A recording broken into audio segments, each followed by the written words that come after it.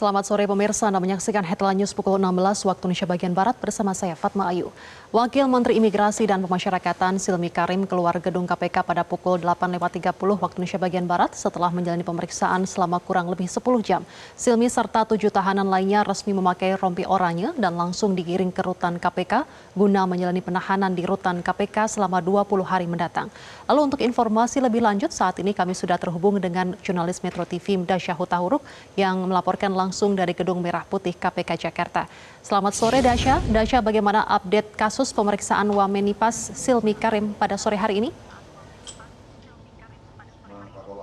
Ya betul sekali, selamat sore Fatma dan juga pemirsa. Saat ini kami melaporkan langsung dari Gedung Merah Putih KPK, di mana hingga saat ini awak media masih terus menunggu konferensi pers resmi dari pihak KPK yang akan menjelaskan secara lengkap konstruksi perkara dugaan korupsi pengurusan dokumen keimigrasian yang menjerat Wakil Menteri Imigrasi dan Pemasyarakatan Silmi Karim bersama dengan 7 tersangka lainnya.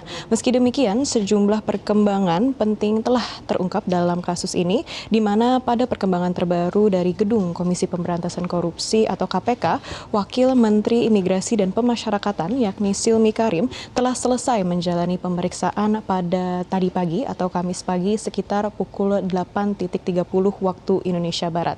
Silmi Karim sebelumnya tiba di Gedung KPK pada kemarin malam atau Rabu malam sekitar pukul 22.40 waktu Indonesia Barat setelah sempat dicari oleh penyidik dalam rangkaian operasi tangkap tangan atau OTT yang dilakukan oleh KPK terkait dengan dugaan korupsi dalam pengurusan dokumen keimigrasian bagi WNA atau warga negara asing.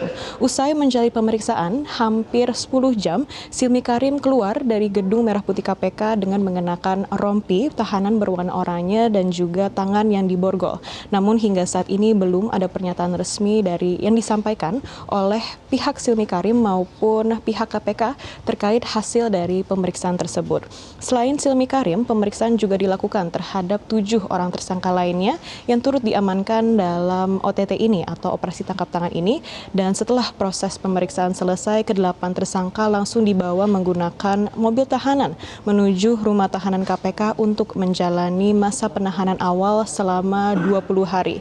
Pemirsa, berdasarkan informasi yang disampaikan oleh KPK, perkara ini telah resmi naik tahapan dari tahap penyelidikan ke tahap penyidikan setelah dilakukan gelar perkara atau expose pada Rabu malam.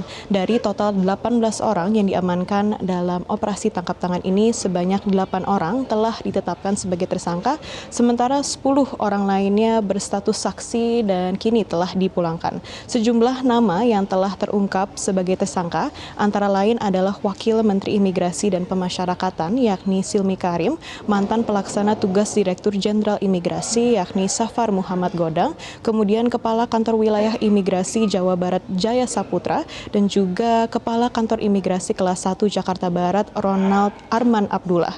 KPK menduga telah terjadi praktik pemerasan dalam proses pengurusan dokumen izin tinggal bagi warga negara asing, baik kartu izin tinggal terbatas atau KITAS maupun kartu izin tinggal tetap atau KITAP. Dalam perkara ini, para tersangka dijerat dalam pasal 12 huruf E Undang-Undang Tindak Pidana Korupsi terkait pemerasan oleh penyelenggara negara serta pasal 12B mengenai gratifikasi. Sementara itu, penyidik KPK juga telah melakukan penggeledahan dan penyegelan di sejumlah lokasi yang berkaitan dengan perkara ini. Berdasarkan data yang kami himpun, setidaknya 2 unit mobil mewah milik Silmi Karim juga turut disita dari kediamannya di kawasan Brawijaya, Jakarta Selatan. Meski demikian, hingga saat ini KPK belum memberikan detail maupun rincian lebih lanjut mengenai barang-barang apa saja yang disita dari lokasi tersebut. Selain itu, dalam rangkaian OTT dan penggeledahan ini, KPK juga mengamankan sejumlah barang bukti lainnya berupa uang tunai dalam valuta asing, kemudian ada juga logam mulia dan 7 unit mobil, 15 sepeda motor, serta 11 unit sepeda. Dengan demikian, pemirsa, kami akan terus memantau jalannya kasus ini dan sebentar lagi KPK akan menggelar konferensi pers yang akan kami ikuti bersama-sama. Kembali ke studio, Fatma Ayu. Baik Dasya, kemarin juga ada pihak swasta yang juga dimintai keterangan oleh KPK. Apakah peran dari pihak swasta tersebut dan apakah ada dugaan soal perintah dan aliran dana ke pihak-pihak tertentu, Dasya? Ya Fatma, untuk hal tersebut pastinya kami akan menunggu informasi secara resmi dari KPK, di mana dalam kasus ini KPK menyebut bahwa terdapat dugaan nilai pemerasan dalam perkara ini yang mencapai ratusan miliaran rupiah. Namun hingga saat ini penyidik masih terus mendalami aliran uang serta pihak-pihak siapa saja yang diduga terlibat dalam kasus ini serta sejak kapan praktik ini berlangsung. Dan saat ini pemirsa, KPK masih terus fokus dalam melengkapi berkas penyidikan terhadap 8 tersangka yang telah ditetapkan ini. Sementara kemungkinan adanya tersangka baru maupun rincian lengkap konstruksi perkara juga akan disampaikan lebih lanjut dalam konferensi pers resmi KPK yang akan dilaksanakan atau digelar beberapa waktu lagi. Kembali ke studio, Fatma. Baik, terima kasih atas laporan Anda, Dasya Hutauruk yang langsung dari Gedung KPK Jakarta. Selamat kembali bertugas.